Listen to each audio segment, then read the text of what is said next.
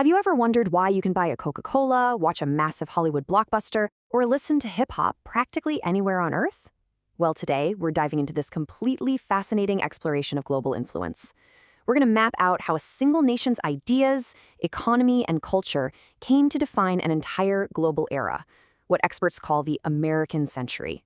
And of course, we'll examine the profound structural shifts that are actively challenging that very dominance today.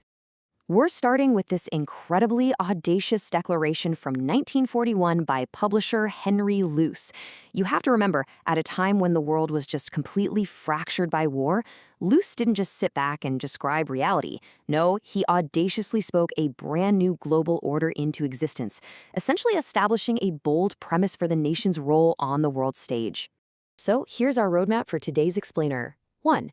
Declaring the American century. 2. Roots of American power. 3. The cultural archipelago. 4. Hard times for soft power. And finally, 5. What comes next? Section 1. Declaring the American century, Henry Luce's bold vision. Now, Luce wasn't just observing history in this famous Life magazine editorial. He was actively challenging Americans to just completely reject isolationism and wholeheartedly accept their duty as a world power. He argued that the fundamental trouble with America at that time was its sheer inability to accommodate itself, both spiritually and practically, to the fact that it had become the most vital nation in the entire world. Section 2. Roots of American power. From colonies to superpower.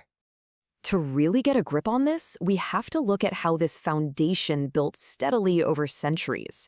We're talking from the first struggling English coastal settlement at Jamestown way back in 1607, straight through the revolutionary ideals of independence in 1776, all the way to the massive industrial explosion of World War II.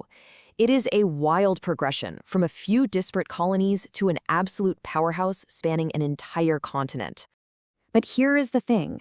Long before America had sprawling factories or a global military, the psychological groundwork was laid by this concept, called American Messianism. This is the deeply rooted belief that the nation serves as a moral beacon to the world. A city upon a hill, right? This concept completely set the ideological stage for the American century, centuries before the country actually possessed any sort of real global military or economic dominance.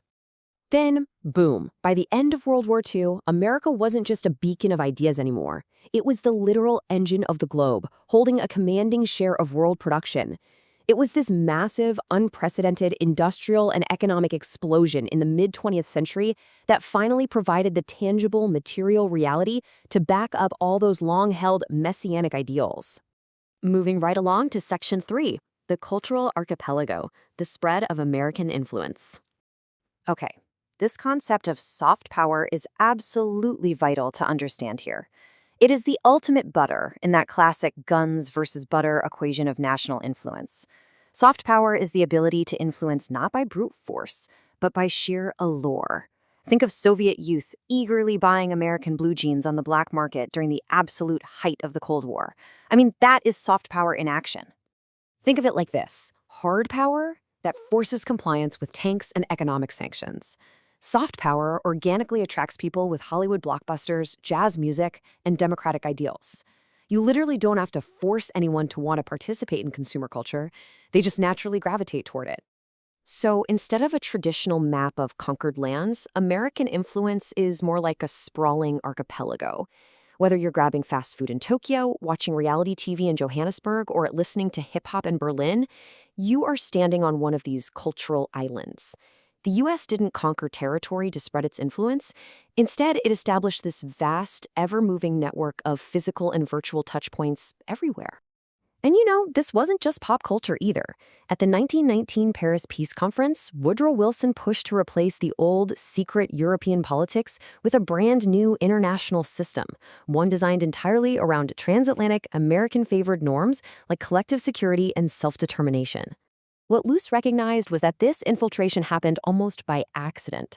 The government didn't have to issue a mandate that the world wear blue jeans, speak slang, or drink soda.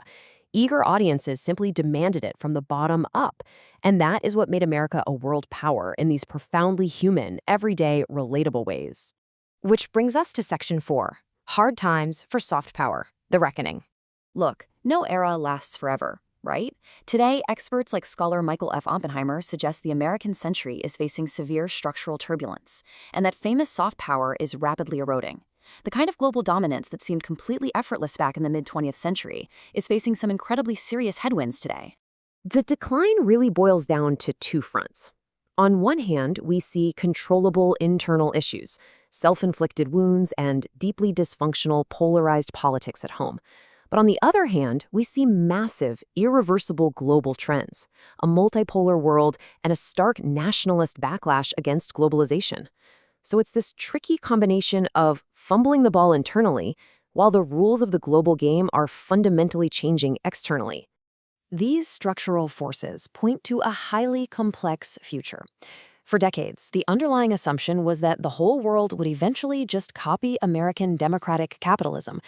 But current trends prove that simply isn't happening.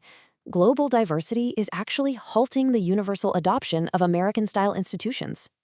But hey, despite these daunting hurdles, soft power isn't dead yet. Interestingly, the proposed remedy isn't building more tanks or increasing hard power. It's actually quite simple. The US just needs to close the massive gap between its stated principles and its actual behavior. The real path to restoring that global attractiveness lies in aligning actions with core ideals. And finally, Section 5. What comes next? The future of the American century. This single, incredibly provocative question from historian Kenneth Weisbrod really hangs over the legacy of the U.S. Did the cost of foreign interventions and internal divisions waste the incredible prestige built up over decades? We have to weigh the phenomenal cultural and technological achievements of this era against the costly missteps that damaged global trust. So, we are left with this fascinating paradox. American political hegemony might be retreating, sure, but the cultural allure? It is incredibly sticky. The American dream still draws dreamers and immigrants from literally every corner of the globe. Even as the power structure changes at the very top, those cultural islands we explored remain deeply ingrained worldwide. So I'm going to leave you with this to ponder. Are we witnessing the outright end of an era, or just the messy evolution of this global archipelago? Because, as the world fractures and becomes much more multipolar, the American century might not be over at all. It just might be transforming into something we haven't ever seen before.